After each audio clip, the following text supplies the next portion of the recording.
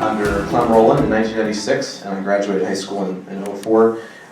4 of the best years of my life, and I'm really privileged that I don't work at South Fayette anymore. I still live in the township, but I'm taking what I learned in high school from being in the Little Green Machine, and I get to teach music all over the place, from TJ to Montour, and now I teach over in Ohio.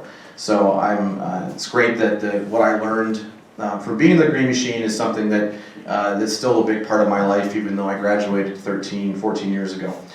I am no expert. I was born in 1986, which means that there are many years of history that I wasn't even around for, let alone wasn't a part of. And founding the Alumni Association back in 2011, I've listened to a lot of stories and collected a lot of information and a lot of names. One of the things that has happened again and again over the course of all of this information collecting is you start to hear discrepancies in stories. Oh no, this is actually what happened. Oh no, this is what happened. And for me, if we're having a discussion about something that happened in like 1962, I have no say in that. I was not around. I wasn't even a thought yet. So as we're doing this discussion tonight, first of all, how many people were either in the South Fayette band or were band parents or currently are in the band or band parents? Raise your hands. Yeah. So if I say something that you're thinking that's not right, that's not what happened, please add to the discussion. I would love to hear a different side of the story. Or if I'm saying something that you see yourself in a picture on the slide and you're like, hey, I remember when that happened and this funny thing happened, I would love to hear it. So if you have something to add to this, and I may even ask you, hey, does anybody have any funny stories? I'd like this to be more of an interactive thing as opposed to me standing up here yammering on for a while. So if you have something that you'd like to add or a thought or a question, please feel free to do that.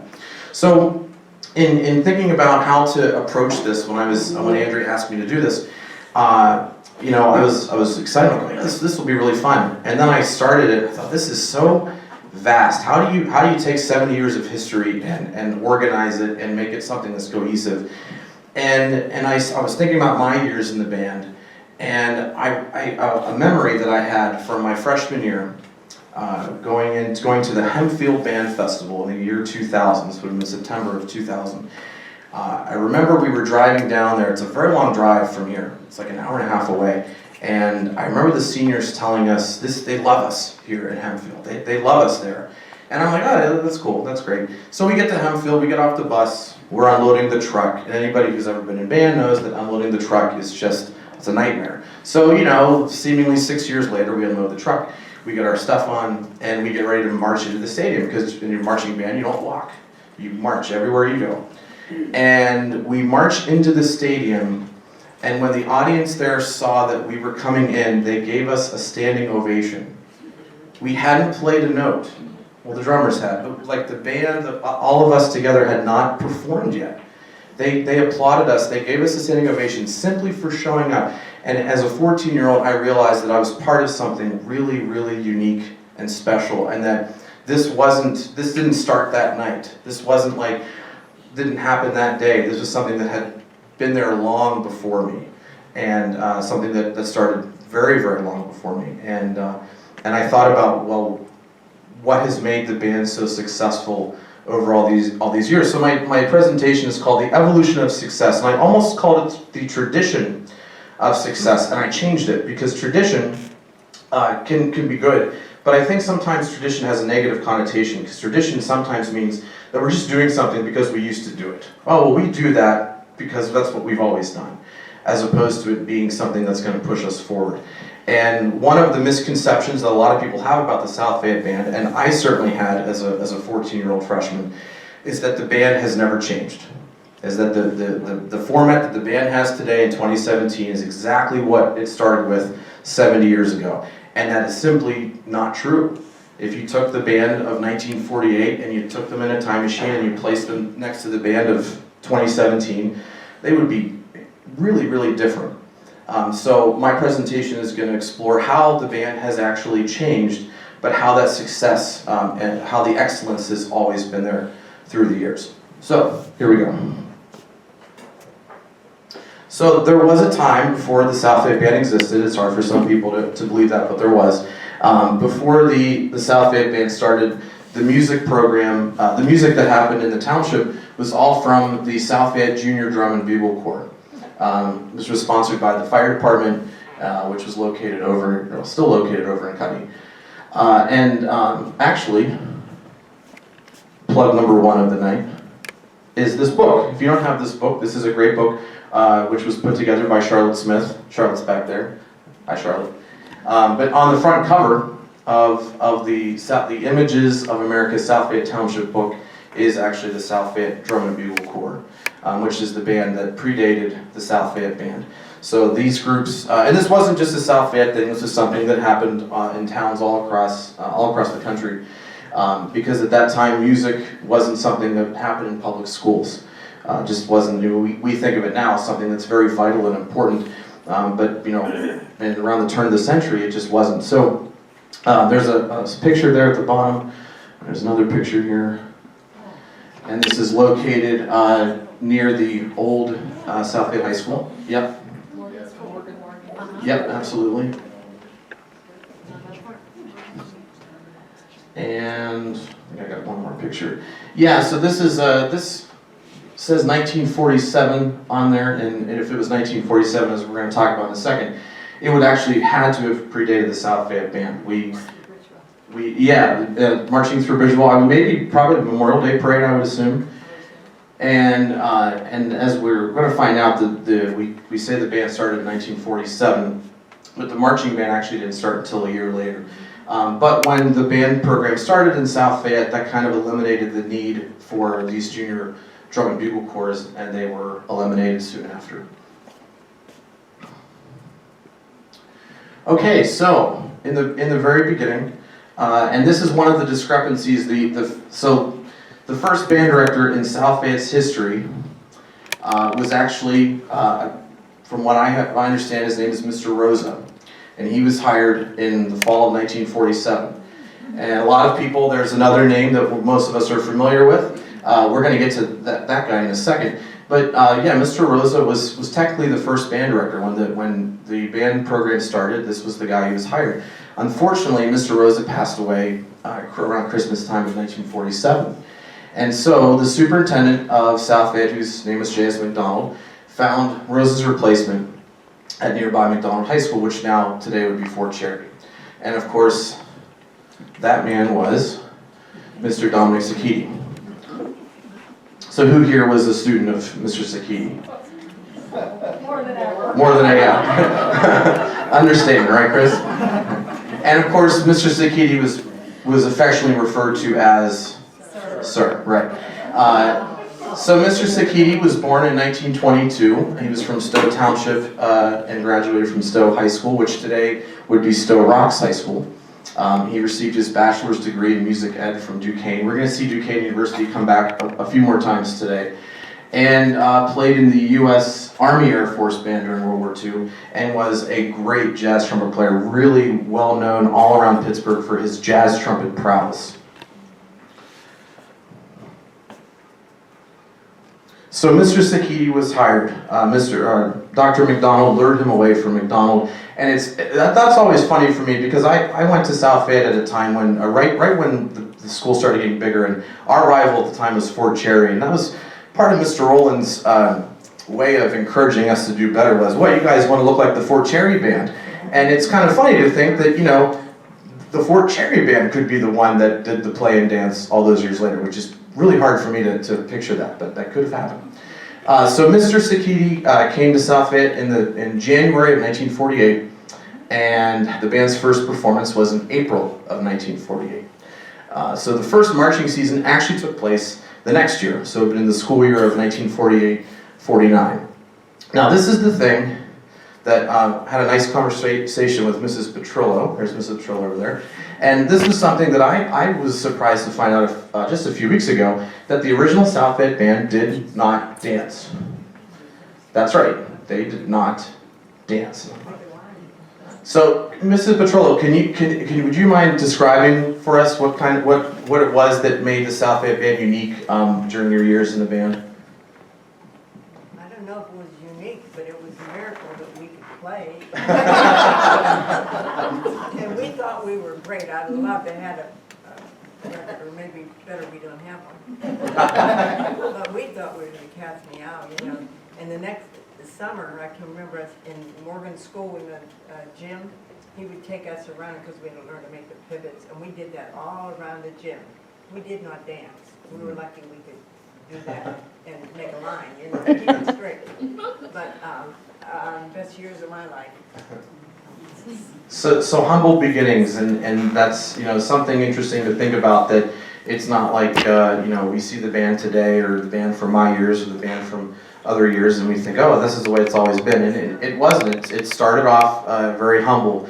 And over the years, Mr. Zucchini built it. At the beginning, there was no band room. The music lessons actually took place in a boiler room. Do you have any memories of that, Mrs. Petrola? I remember that. Okay. Very well could be.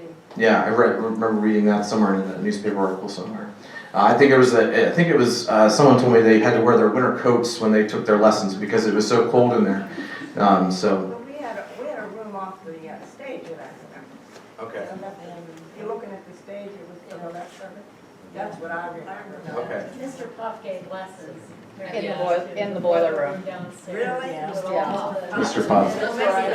We're gonna get to Mr. Puff in a second. Don't worry about that. we're gonna get to Mr. Puff. I got a personal story about Mr. Puff. So we've got humble beginnings, but Mr. Zucchini was in the process of starting something and building something that we all know would become great. The original South Fayette Band had around 40 members, but by the mid-50s, this number would grow to over 80. And it was referred to as the Little Green Dancing Band as we get more into the 50s, but the big claim to fame for this time period was that during the 1950s, 1/3 of the high school population was involved in one of Mr. Zucchini's band programs. So it was something very popular for the community, something really great that he began and he started for these students to be involved in. There was a community band, a drum and bugle corps, jazz bands, concert bands that would pack the auditoriums just in the what was at the time the new high school. Eventually at the old Morgan School there was a band room that was added to the rear of the high school. So these are some pictures from band camp. And today, yeah, I can't imagine any of my students today doing this. Yeah, I would be arrested probably. So the term band camp today, a lot of high school marching bands do their camps, at the school. But the band camp term comes from the fact that they would go to camp, and today a lot of schools go. It's like a university, Slippery Rock, Cal U, W&J. But I actually just got back from a band camp in Ohio where we went to a camp. The students had to get out of their cabins and go to a different building to take a shower. Like, it was a camp. So I felt like I was going back in time a little bit and maybe experienced a little bit of what these gentlemen went through. I don't remember taking out any trash though. So here's another shot from band camp. That's what I was thinking. Yeah, they did laundry at band camp. Again, I can't imagine any high school students today. No offense to the high school students that are here, but I can't imagine any of you guys doing this. So this would be a shot of where they stayed.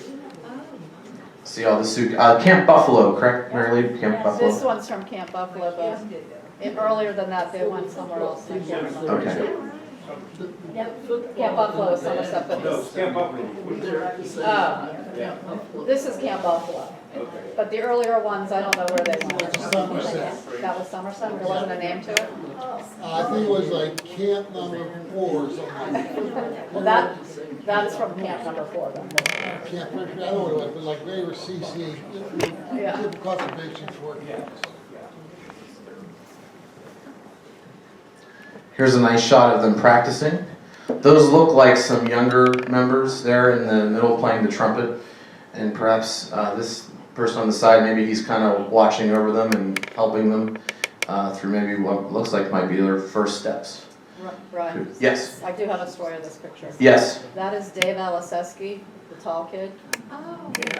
He, this is when they danced, and he played trumpet, and he got hit with another instrument.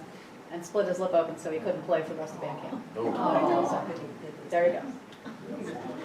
Not that I was there, because I'm not. Are you sure? Pretty sure. You were one of his.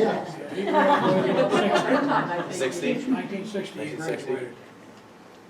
So this would probably have been late 50s, maybe getting into 1960. 59, I'd say. Yeah. Probably was.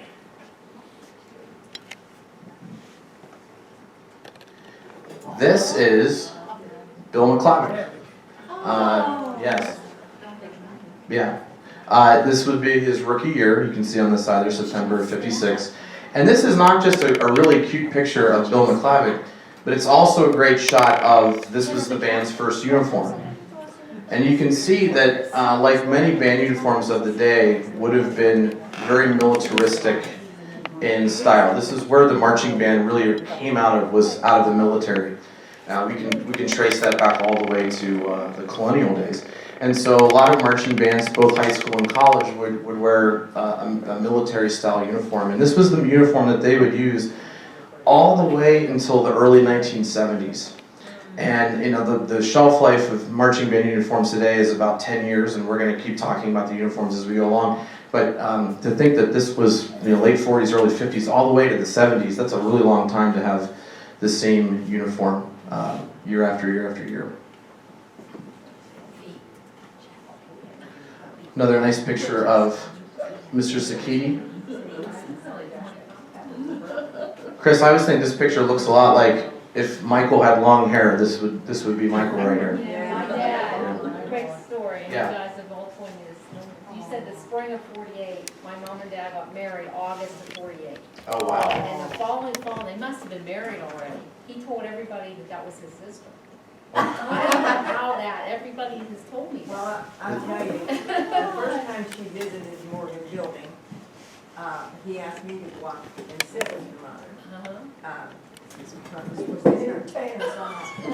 But anyway, I was honored to do that, and they weren't married yet. That was what year that was. I probably was a senior, 52 or 51 or whatever. But I got to tell you one more thing while Yes, absolutely. I bet your band never did what we had to do. The year I was a senior, we marched from Morgan to the cemetery for Memorial Day. And Mr. Melrose. Melrose. Oh, no, we did not do Mr. that. Zucchini said, "That's it, we're never doing that again." We thought we were gonna die. Well, I thank him for that. Because I love marching band, but not that much.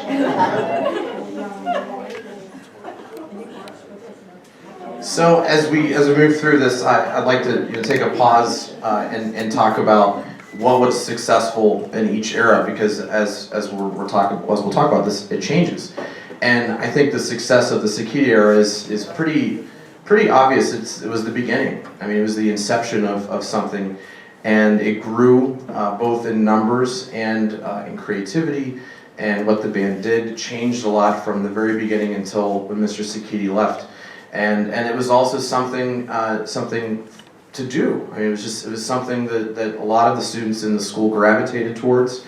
It became a social activity during the football games and the parades and things like that. So I mean, it's the success of the Zucchini era was, that he started this, he began this thing that became very popular in the school. So we get to the 1960s, and in the 1961-62 school year was Mr. Zucchini's last year. Yes? Interrupt before you go on. Yes, absolutely. In 1952, Diane McCracken was made to head majorette. Her father was very instrumental in getting uniforms for us. We Right. did have uniforms. They were Eisenhower, black pants and green top. We had to turn them in so nobody had it. I don't know if he rented them away. But anyway, she was the first majorette ever of this band. And there's pictures of her there. And she was in my class.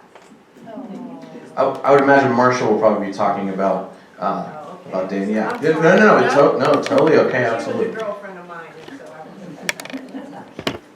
was. One question before we go on: the uniforms that we saw Bill McClavick wearing, were those? Did you have those in the very first year of the marching band?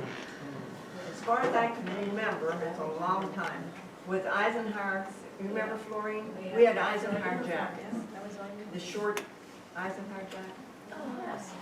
But we never, I don't imagine anybody kept them because we didn't turn it in. Same with majorettes. So those were the second uniforms, right? Yeah. So I guess we don't have a picture of the first ones. We do. You know who has one badly? Oh, really? So, Mr. Zucchini leaves in 1961-62. He goes on to become the an administrator at Chartiers Valley. And his assistant, John Testa, who was working at the school for a few years at the time, became his replacement. One interesting tidbit is that in this band, from the change from Mr. Zucchini to Mr. Testa, the next band director, Clem Roland, was a part of this band. He graduated in 1964. Great picture of our first two band directors. In founding the South Fayette Band Alumni Association a few years ago, one of our goals was at the same time to contribute towards the success of the current band, but also maintain our history. And with the Zucchini Testa Memorial Scholarship, we were able to do those both at the same time. So we have a scholarship that we give to a senior every year. It's $1,000, and we memorialized our first two band directors who have since passed away. So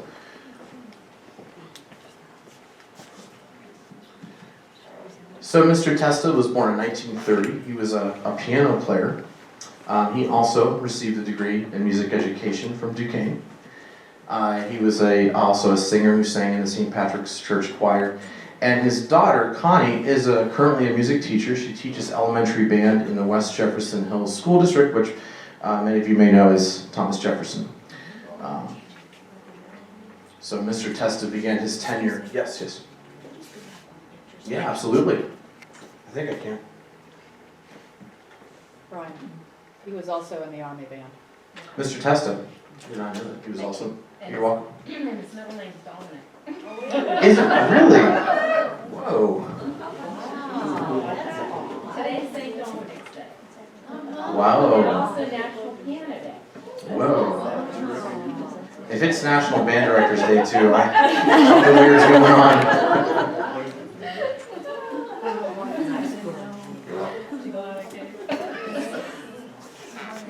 So this is a nice group shot of a band that would look like would be from the mid-1960s. Again, you can see the uniform. One of the interesting things about this uniform that kind of has carried on to today is the white shoes and the dark pants.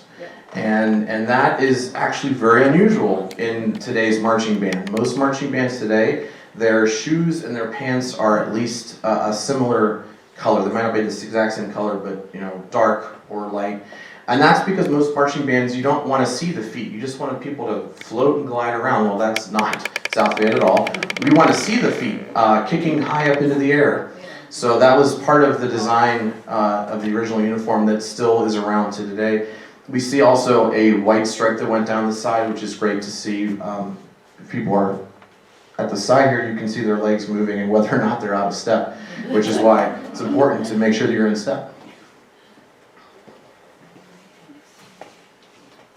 Picture inside the gym. There's lots of pictures of them forming this SF formation.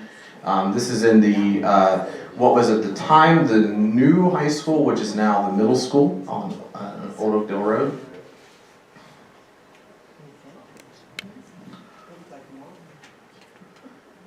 Great picture of the sousaphones. Who was asking about the sousaphones? Yeah, so sousaphone section. Those sousaphones are made of brass. They're really heavy. Most sousaphones today are made of fiberglass, which is much lighter, so not as heavy to hold. Great shot from on the field. I can see there is, the drummers there are using drums that were kind of rested on your leg, and you played them on an angle, which meant you had to use the traditional grip. You don't see that at all anymore from most high school marching bands. Their drums are right here, and they're using the regular grip. So that's something that we don't see as much anymore. You can also see the white shoes, the white stripe down the side of the pants just helps to make the band look very uniform. Another shot from in the stands.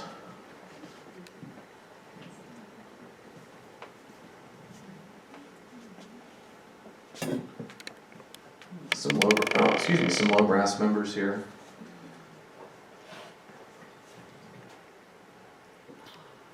This is a cool picture. So the class of '64, which would have been Clem Roland would be somewhere in this picture. The band did this, what year was it that the band, no, you'll probably know. What year did the band make a? 2016, 2016. So they made a 16 on the field? Yeah, so the band did actually they did this recently, which I think is pretty cool. Doesn't look like 80 members in that picture.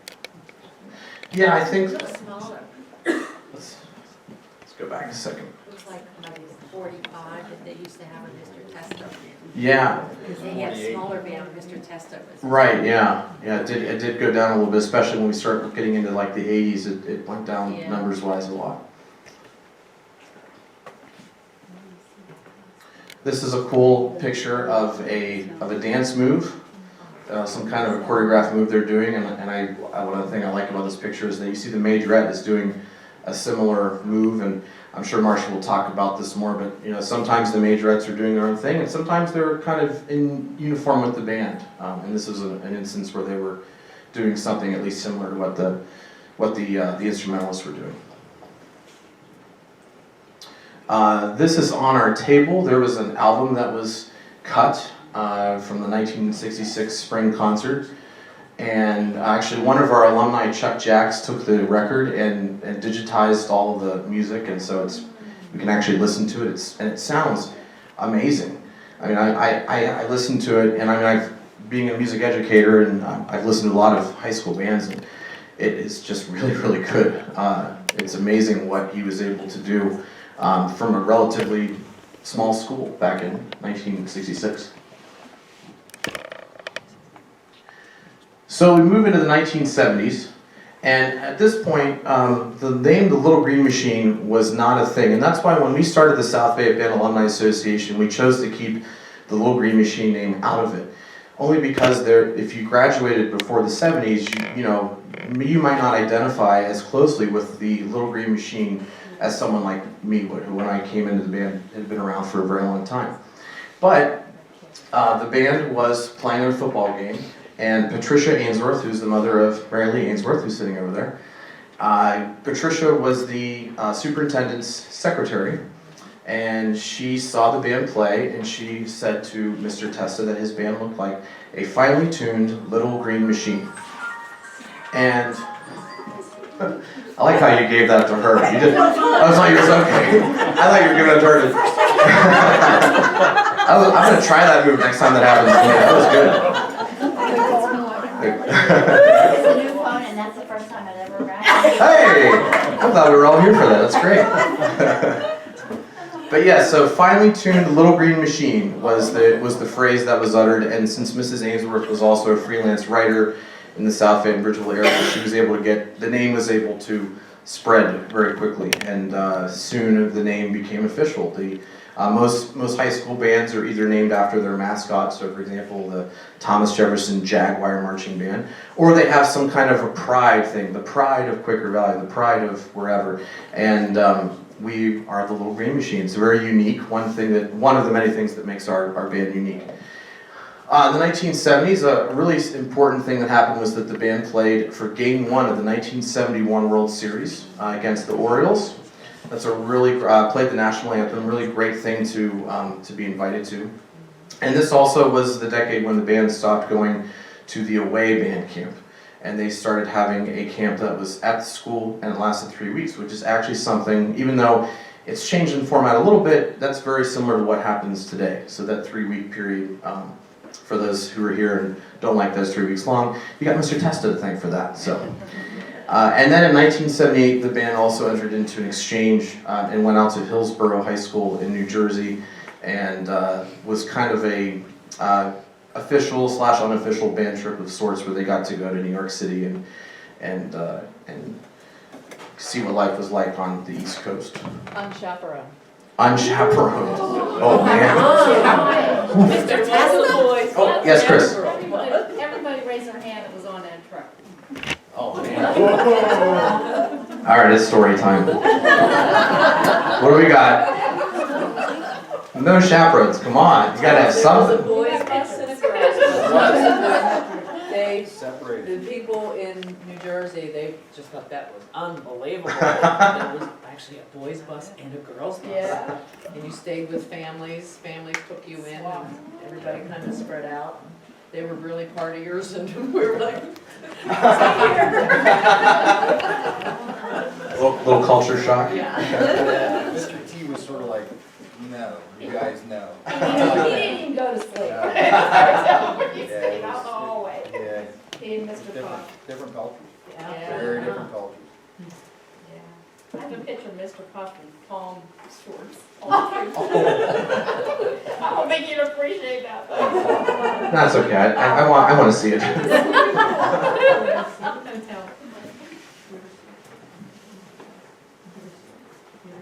South Bay Stadium was also built in the 70s. It was built in 1975, and it's the same exact place that it is today, except that it's not nearly as fancy as the one that's there right now, but located in the same spot. Before this, home games were played at Honus Wagner Field in Carnegie. And before that, they would have been played at the old stadium that was down where the Sunoco station is now. Is that correct? Right, the one the South Bay shared with Bridgeville. No. Remember that the Burglar and Motors used to be in that Jaleesis? The Yeah. field was kind of between there and where 84 number was at, Okay, the old Bridgeville Stadium. okay, and that we use that field as well. Is that correct? That was our home field as far as football, soccer, and what have you at that Gotcha. time. Well, Gotcha.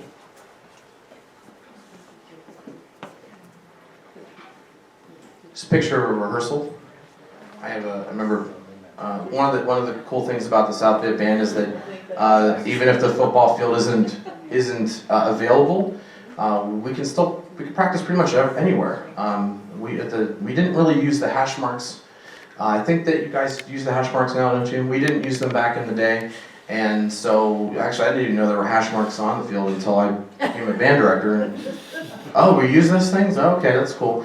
But yeah, we just kind of lined up, we knew what yard line we were supposed to be on, and sometimes, the band would creep up close to the edge of the field, and Mr. Roland would be like, go back, go back, go back. And sometimes we were too far back, but we could pretty much rehearse anywhere. So here's the band rehearsing on the parking lot. I remember rehearsing on this parking lot myself. We used to practice down in the field when the grass wasn't cut with all the grasshoppers. Oh, the grasshoppers. Yeah. And pray for Mrs. Clark to come down with the van and the orange drinks. Who was Mrs. Clark? A band parent. Yeah.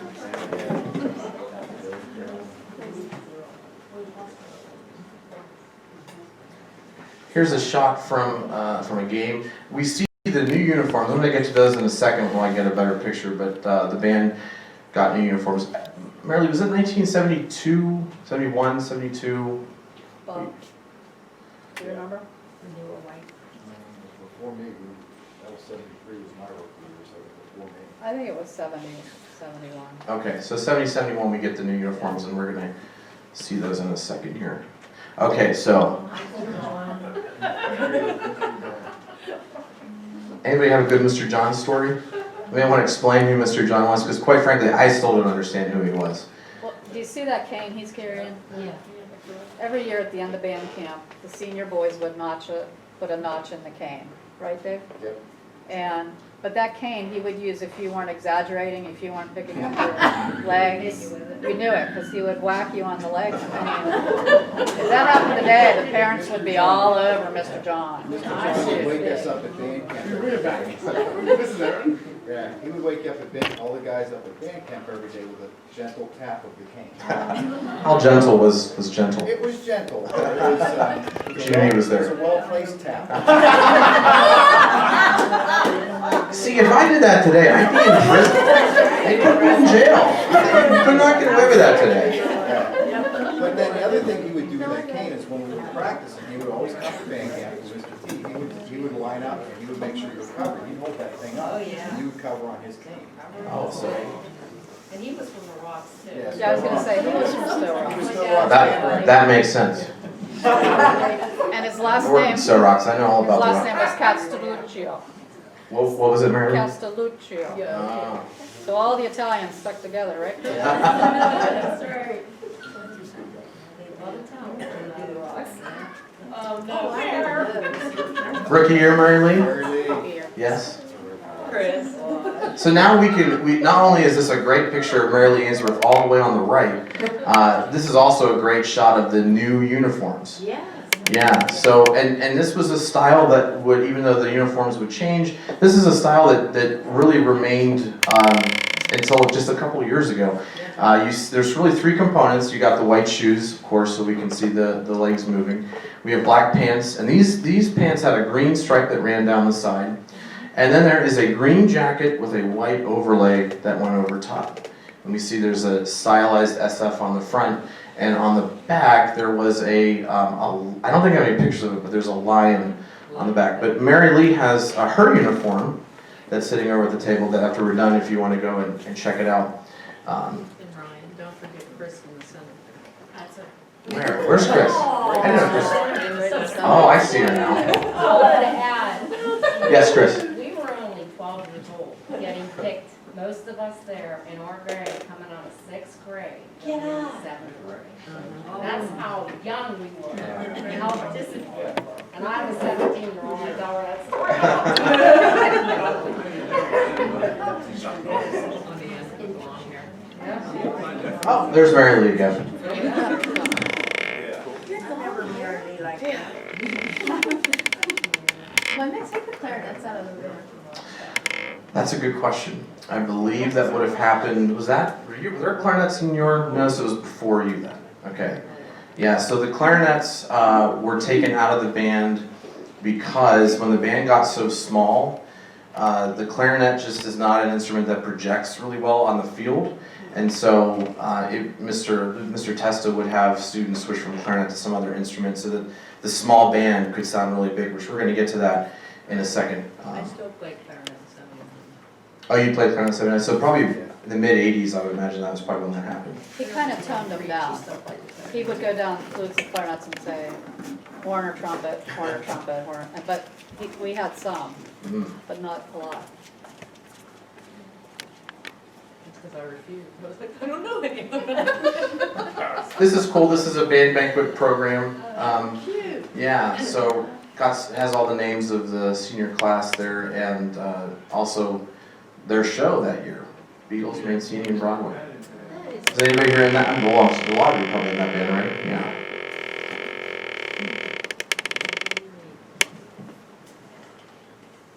Okay, Mr. Puff. So here's Mr. And Puff. there's Mr. John with his stick. And yes, and Mr. John is there as well. But Mr. Puff was worked with the band, kind of. I don't know how official it ever was. I know that by the time I got there, he really wasn't working with the marching band at all. But he taught music in South Fayette for probably 35 years. My Mr. Puff story is that when I was trying out for an instrument in 4th grade, I really wanted to play the trumpet. But I wasn't good at that flutophone thing, the recorder. I was terrible at it. So that was how Mr. Puff decided whether or not you could go to band. It wasn't like, hey, anybody who wants to come to band, sign up like it is today. He told you whether or not you were doing band. I had some of my classmates that didn't want to do it, that he forced them to do it. Like, he made them rent an instrument, which it's just such a weird thing. But I wanted to play the trumpet, and he told me that I wasn't good enough. He said I would never make it. And I was a crybaby, right? Yes, I was a crybaby. My parents are here. And I started to cry. And Mr. Puff said, "Oh man, come on, don't cry, man." And I'm crying because I wanted to be in the band, and he's like, "You're not gonna make it. You're not gonna make it." And I cried, and finally he said, "Okay, I'll give you a shot.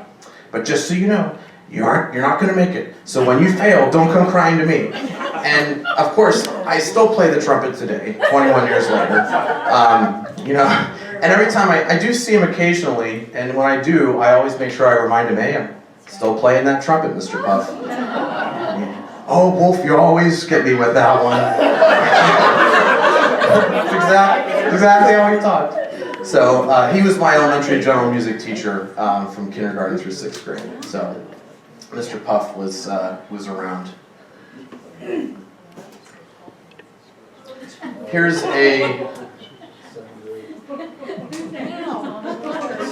anybody here in this picture? Yep. Yeah. That's Mark Barbier, that's Melanie Boyne next to June. And I think that's Eric Grimes, no, that's Tommy Myers. One there is next.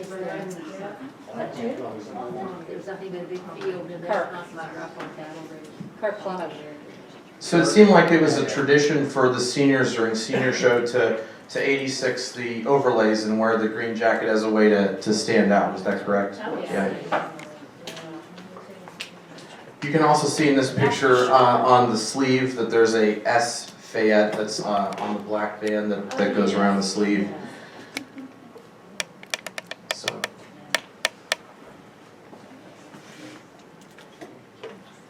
Another shot of the band performing.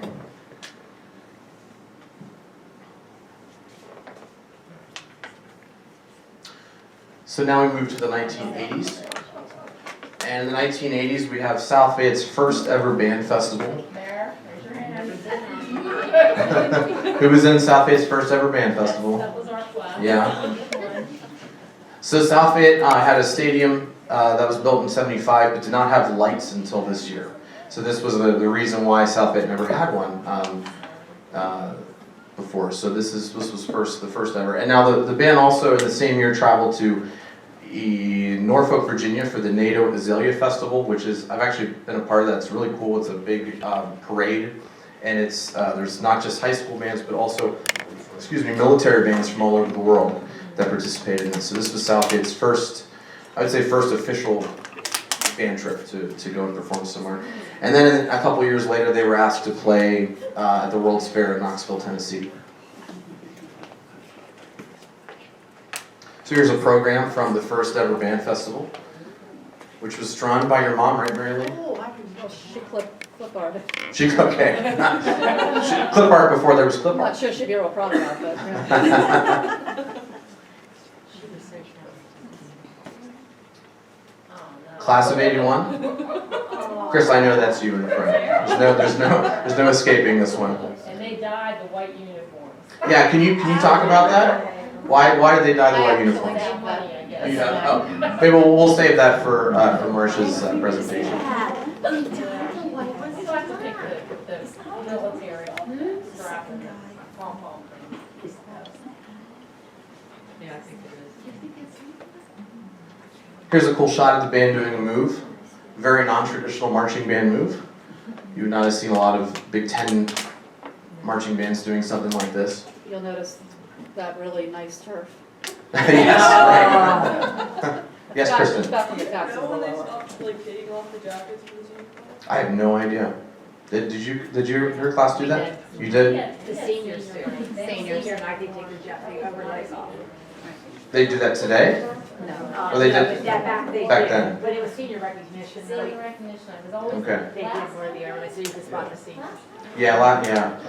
So, Chris and I, one thing I'm thinking of is that the next uniform they had, which was the one I wore, the green jacket really didn't. It was very open in the front, like it came down like right here, and I think maybe that it was not a jacket that was designed to be worn by itself. I'm guessing, because I always thought like you could never wear this without having something over, because your shirt would show underneath. But I know I didn't do that. We didn't have anything like that. We had a senior night, but we didn't take our overlays off. Is that Natalie in the middle there? Natalie Bernie? No, we used to form the SF. And then we used to bow down and kneel down. And all the seniors would walk out. Oh, that's cool. And I tried to get Michael to take that tradition up. No dice. The young ones just now. Class of '84, I believe. Yeah, that's Lenore Bukta and Lenore McLeod Bukta on the right. Yeah, that's the one. Yeah. So you can tell that it's cold because you see the snow, and also they all just look really cold. Yeah. They look like, hurry up and take this picture, we're freezing. Come on, let's go.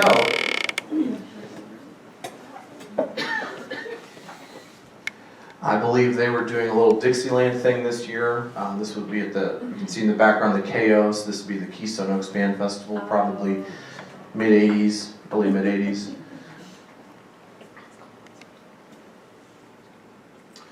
This is a great picture. So we saw Bill McClavick earlier, and that is Lenore McClavick, his daughter on the left, and Jeff on the right. Lenore's hair doesn't look like that anymore, but Jeff looks exactly the same. He has not changed at all. One interesting thing about Jeff, as a high school student, I got to know Jeff. Jeff, for a lot of years, played in the pit for the musicals. And as a high school student, I played in all 4 musicals, and I got to sit next to Jeff and talk to him. And it was cool as a high schooler getting to meet somebody who was in the South Fayette band long before me. So,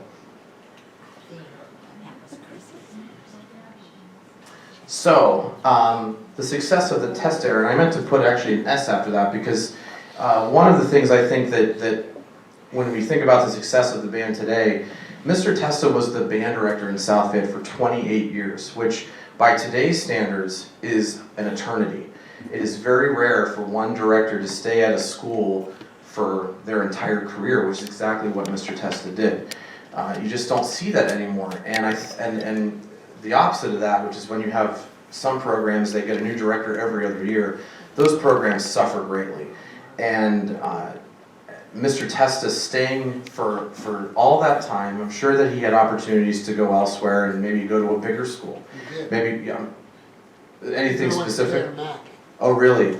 That's where he lived, so that would have been really great for him. He could have gone to Canada Mac. I actually remember Connie's home. Yeah.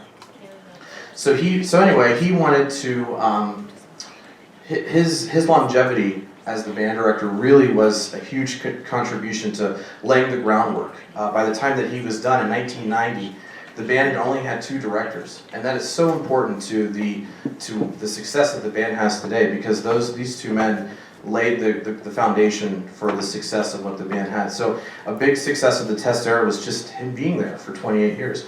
One of the other big things, working with a little band right now, this is something I'm excited about. The band at the time was smaller, and especially getting into the 80s, the band's numbers got very low. But what a lot of people would hear, they would see this little band and think, oh, here comes this little band, that's cute, you know. And then boom, this huge monster sound. And that was a really important factor to the success of the band at the time, is that it was this little band with this big sound.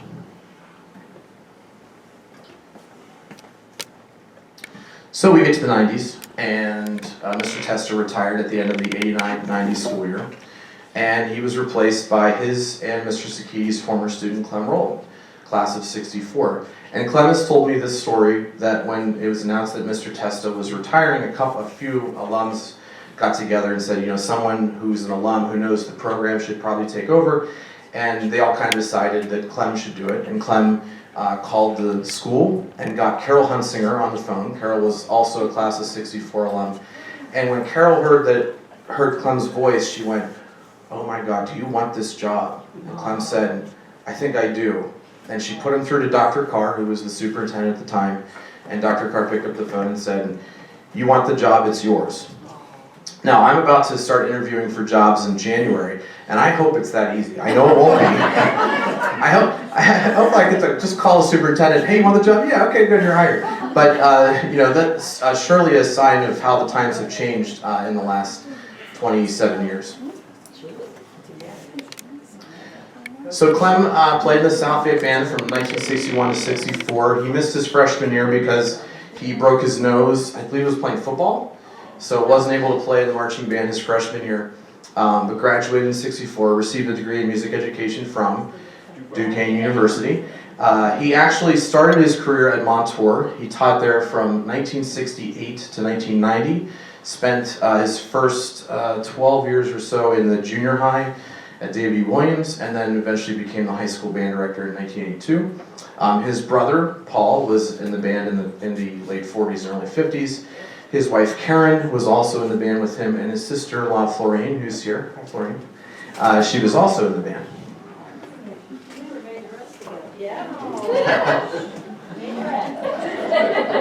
A lot of things happened in the 1990s.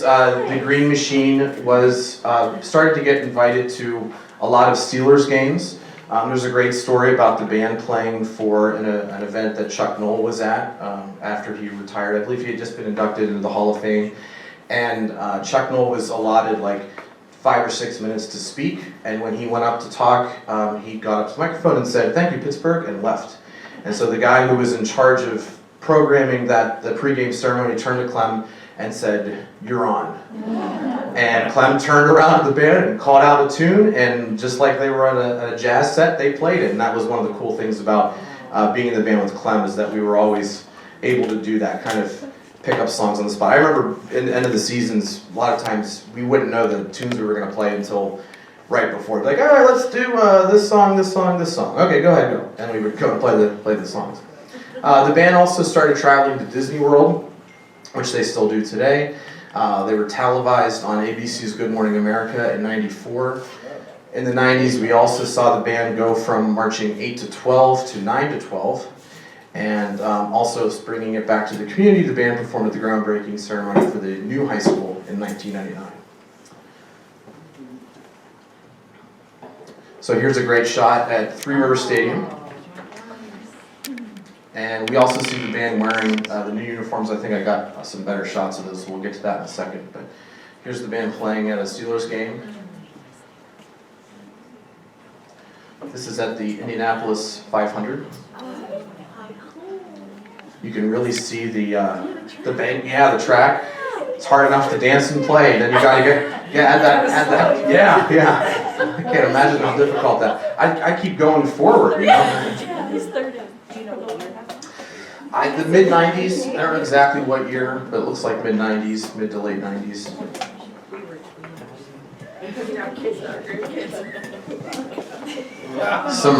Some rookie action there. The rookie games are a big part of the dress-up days. I saw some pictures This of. was actually a halftime show.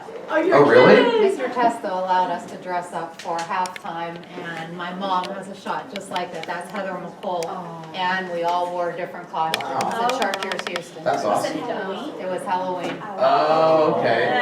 Well, I just assumed that was like a rookie thing. That's cool. Oh, actually, it was Mr. Roland, wasn't Mr. Testa. Okay.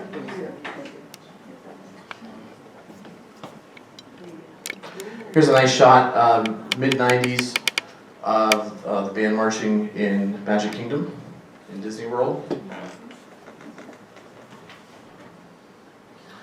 So here you can see the new uniforms, and one of the big features of the new uniforms they got in the early 90s was that the Green Machine became officially official because it was on the uniform. So you can see green running across the back and then machine down the middle.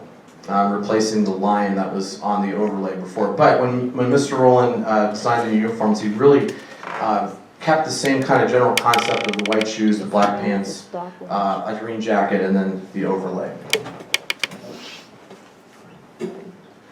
Class of '97, I believe.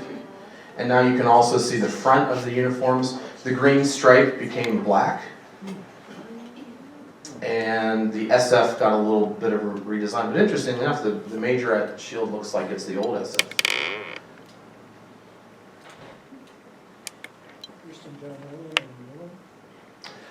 Mr. and Mrs. Minkler. It's great to see Mr. Minkler here. Mr. Minkler and his wife, huge fans of the band. When I was in 8th grade and getting ready to become part of the band, Mr. Minkler came up to me and knew a lot of things about me, which was really impressive. And I feel maybe like, yeah, this guy knows who I am. This is really cool. But yeah, Mr. Minkler lives in Bethel Park and saw the band play. What year was it the first time you saw the band? 1986. 1986. Yeah. Can I tell something about that? Yeah, absolutely. You said a while ago that our band was small, but we'd go to places and we had a big sound and people would be impressed. Well, that's exactly what happened to my wife and me. the South Fayette Band came to a band festival at Bethel Park, where we lived. And we saw them, there were only 42 band members on the field. Boy, they really knocked our socks off. And we started coming here, and we've been here ever since. Really important part of, yeah, absolutely, and really one of the biggest fans, and everybody's band parent or band grandparent, if you will, but always came on the trips and was at all the games, and it was great to have Mr. and Mrs. Minkler around. Here's a picture. I see Chuck Jackson there somewhere, so I think this early 90s, maybe getting close to 94 or so. That is, of course, New York City in the background.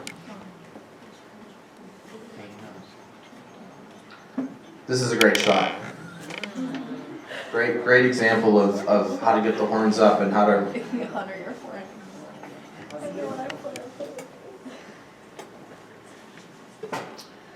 So we get to the 2000s, and the band began the new millennium, performing in New York St. Patrick's Day Parade. I've heard that it was negative 68 degrees that day, or somewhere around that. Yeah, it was very cold. There's also a story about Rob Oswald, who was a senior that year, who hurt his knee and had to be carried by some firemen that were marching behind the green machine. And he actually, I tried to find, there's a picture somewhere of him actually being carried by this fireman and playing his trumpet at the same time with the band. Really wanted to be part of that parade. The band also performed in 2002 for the Olympic torch that passed through Pittsburgh on its way to Salt Lake City for the Olympics that year. And soon after that, Clem Roland announced his retirement at the end of the 2002-2003 school year. Now, for me, this was really hard. Clem was my band director, and he started me when I was 9 years old, and really became like a second father to me. And one of the things that I was tasked with when he announced his retirement was to make him a retirement video. I was also involved in the multimedia, and one of the things I did was I got in touch with some people that were in the band when it transferred over from Mr. Testa to Mr. Roland. And one of the things I kept hearing from those band members was they were worried about the future of the band. They were worried about someone coming in and changing things drastically and adding flags and making it a competitive style and taking away the identity of the South Fayette Band. And as they're saying this to me, I'm thinking, yeah, I'm with you there, because I was going to be a senior the next year, and I thought, what if that happens to me? What do we do? What happens if they hire someone who's going to change the band drastically? And it was really interesting hearing from them that 12, 13 years before they went through the same thing. But luckily for us, I think this is the next slide. Yes. So luckily for us, if there was any person on the planet that was not going to change the identity of the South Fayette Band, was Michael Mackey.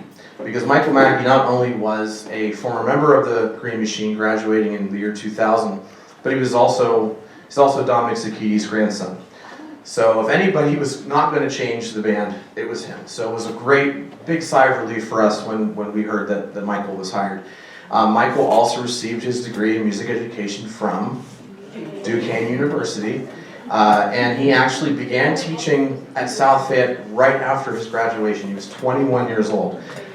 Yeah, he finished in 3 years, that's right. And I'm 31, and even though I've been doing this for a while, the idea of having my own band is still a little bit frightening. So the fact that he did it at 21 is pretty impressive. Spelled wrong, Ron. What did I do? D-O-N-I-N. Oh, really? Yeah. Hey, I got the last name right. That's the tough one, but I'll make sure that I fix that. So in the 2000s, the band continued to perform out and about in Pittsburgh and around the area. They opened the Southwest Airlines terminal at Pittsburgh International Airport in 2005. Also got asked to play for the Super Bowl parade in 2009. The other thing that began happening in the 2000s outside of the band is the school began to grow. So my 8th grade year, I played for the graduation of the class of 2000, which had about 89 members in it. My class, the class of 04, had I think 120, 130. My brother's grade, which was 07, they were like 160, pushing 170. And now you see,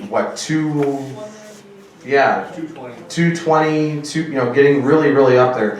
And of course, this means that the band was growing. My freshman year, the band had about 54 members in it, and my senior year, we had 75, which is a lot of growth over the course of just a few years. And we would see the band start to get back into the 80s.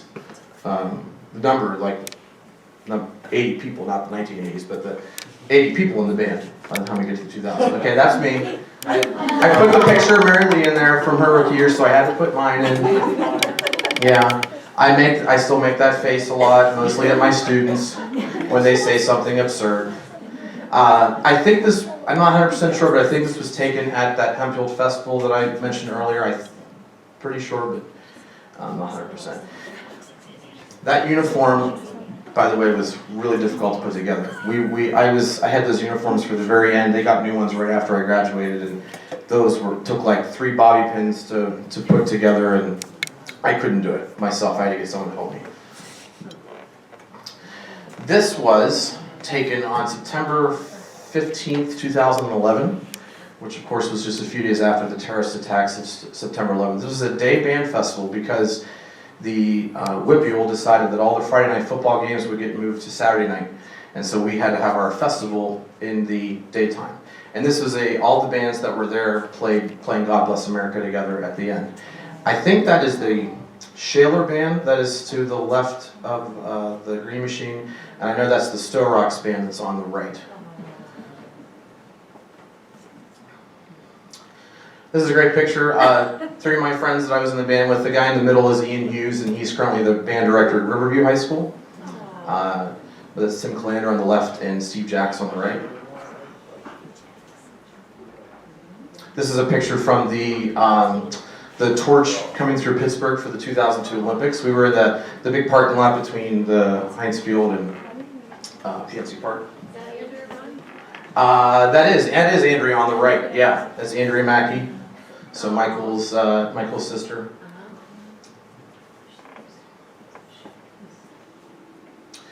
This was a picture from Baltimore. We played in Baltimore. One thing that's weird about this picture, a lot of bands have summer uniforms, and I never had one except for this. Yeah, I hated those t-shirts. I didn't like them at all. I wasn't a fan of them, but for some reason we wore them. I don't remember why, but that's at Inner Harbor. I hit my first high E right there in that spot. I went back there a couple years ago to see if there was a statue erected in my honor, but they're like dragging their feet on that. I don't know what the deal is. So here's some rookie shenanigans. The rookie games, that was a big important part of the tradition of South Fayette. I heard stories about a penny being pushed down the aisle of the bus. Yeah, and then I pushed a penny across someone's living room floor. But we're not supposed to talk about that tonight, so we're not going to. But this was the Jello slide that was in the little valley between right outside the old high school band room door. And this, yeah. So this is actually the last time this was ever allowed at the school.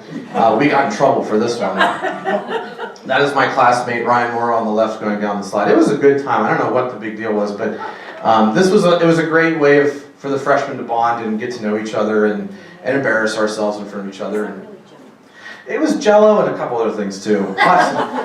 There was oodles and noodles. I remember was a big component. And I had after we were done, I had to pick the oodles and noodles out of the grass, which is really hard. It was one of the hardest things I ever had to do. This was the 2002 AFC Championship game. This was the first season Heinz Field was open, and we were supposed to get called for a game that year, and we didn't. And everybody in the band was like, "What's the deal? Why didn't they call us?" Because it was we usually, at the time, we were doing it every other year, and we didn't get called. But then we had a home game against the Patriots that year, and we got to go. They did not win. That was one of the many times the Patriots beat us in the AFC Championship game. But it was fun nonetheless. This is New York City. I just like. Good picture. Yeah, it's a great picture. This is great. Straight on, and you can see that the exaggeration that went into play there. That lots of band members, lots of bands will do dancing, and it's so small you can't see it. What's with those drummers not doing anything back there? Hey. I think. Drum major. He's coming after. I believe this would have been a finale, and the finale I believe was a Clem Roland thing, which is where each section of the band would come out and have their own routine that they would do. Was that something for Mr. Testa, or was that We did it was called Foursquare for Mr. Testa. Okay. There were squares that came out and did the same Gotcha. concept. Yeah, so the drummers were next. This was an 80s finale, and I remember they did I Don't Want to Work, which is a perfect song for a drummer, I think. Great picture of Michael Mackey on the right, his grandfather, Don Zucchini on the left, and Dr. Linda Hippert in the middle. So three people very instrumental in shaping not just the, instrumental, very good. Not just the music department of South Fayette, but really all of South Fayette.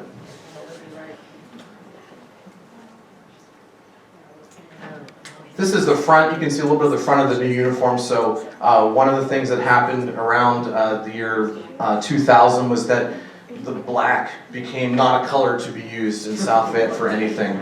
And that meant that the black pants had to go away. And, I'll be honest, I wasn't a fan of it, but it does make the green machine more green. So they've got the green pants now with the white shoes. And then Michael also redid the front for an SFHS across the front. But the back of it is still says green machine. You can see there in that picture. Yeah, so he very much kept things the same. So you see that same style kind of from 1971 all the way till very recently. Maria Yalch, former band president, Dan Santiso looking on in awe at whatever it is that she's doing. Here's a picture of some of the girls in the band at Disney World.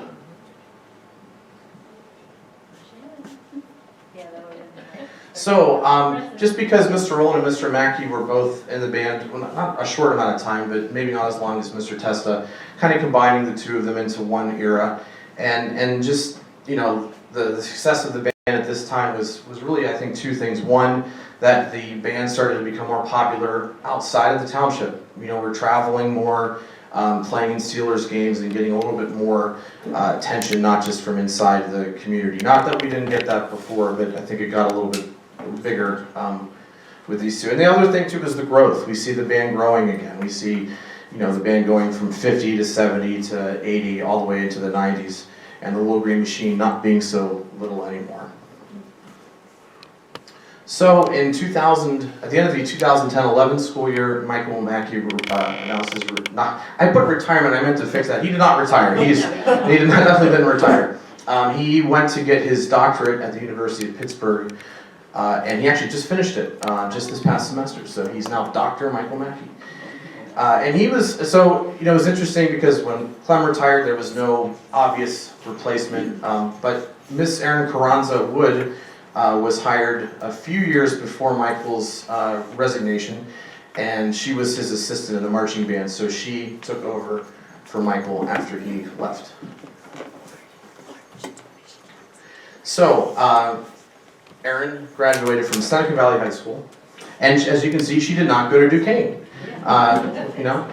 Duquesne is not the only music school out there. It's a good one, but it's not the only one. She went to Bowling Green University and taught general music in Florida for a few years before being hired at South Fayette, where she worked in the middle school and the elementary school and was also an assistant to the band. So she got to know the style, because that's the challenging thing is, in music school, they don't teach you how to do this. There's no teaching this, so you really have to either have done it or you need to be a part of it and learn it, by witnessing it for a number of years, which she did. So here's a picture of a band from recently, a couple years ago, still using the uniforms that Michael designed. This is a great shot.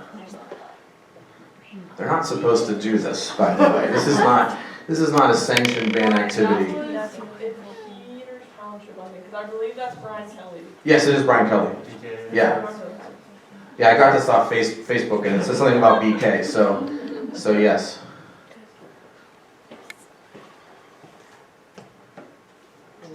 Mr. Testa was there, he looks like a I know. The mayor's too. Yeah, so that ball hits you in the face, it's all over. This is a cool little tradition that is still going on. I remember doing this when I was in 8th grade, and I made it into the band after auditioning. And that's one of the important things about the South Fayette Band is there's an audition. And my audition story was that I was very nervous for it, and I was practicing out in the band room, and I went through the whole thing. And Mr. Roland was in his office, and I said, "Mr. Roland," and he said, "What?"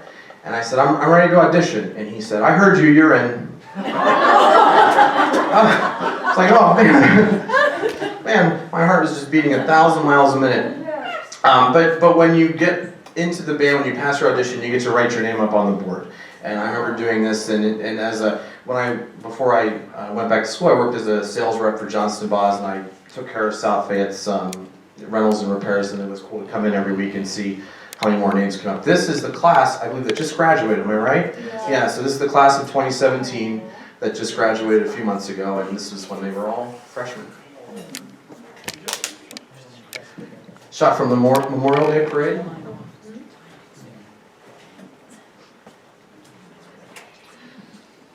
A little placard from the band performing at the Grand Ole Opry House in Nashville from about 4 years ago. Here's a shot of the band playing at Heinz Field. This would be from one of the many recent Whitfield Championships, yes. Yeah. That was so cool. I know, I was there. It was brutal. Brutal. It's a blessing and a curse to be a high school band director because it's exciting to be a part of this, but it's also really cold and yeah. So here's a shot of last year's band wearing the new uniforms. So Ms. Carranza has decided that we'd had enough of the overlays and the green jackets and has gone to something that's a little bit more modern. Still having the green pants and the white shoes, but a little different look. Instead of a white over green, now it's a green over white. And here's another shot. I believe this would have been, was this last year? 2 years ago? 2 years ago? Oh yeah, I see Aaron James there. You can also see too that one of the things that Ms. Carranza has brought back is the white stripe that runs down the side. So we haven't had a different colored stripe in a long time. And this is this year's senior class, the class of 2018. Kristen Davis is in there. But this is this year's band. So we have made it from 1947 all the way to today. So in my opinion, and I've gotten to know Erin very well. We're very, very good friends, and she's always kind of asking me about like, hey, did the band ever do this? Did the band ever do that? Miss Carranza is not a South Fayette alum, and that I think when she was hired, a lot of people thought, oh, that's not good. She's going to change everything. She's not going to do what the South Fayette Band does. But I think that part of what makes the Little Green Machine great today is that when I go see them, when I'm with another band and I see them somewhere, I don't know what they're doing. They're doing stuff that I never did. They're doing dance moves that I never did, and I think that that's awesome. I'm glad they're not doing the same stuff that I did. I'm glad they're doing different things and pushing the band forward because as we've seen and as we've discussed, the band that I was in the early 2000s is not the band that existed in the 40s, and it has changed, it has progressed, and Ms. Carranza, not being an alum, has done some things that maybe someone like me wouldn't think to do because I'm like, this is the South Fayette Band, this is what I did in my 4 years, and I applaud that and I appreciate that as a music educator because the important thing has to be about the future of the band. So real quick, some family fare, lots of names. So the Babishes, the Bruneys, lots of different people. But there's one name that's missing from this list. They deserve their own slide because there's so many of them. The Wathiers. Yes.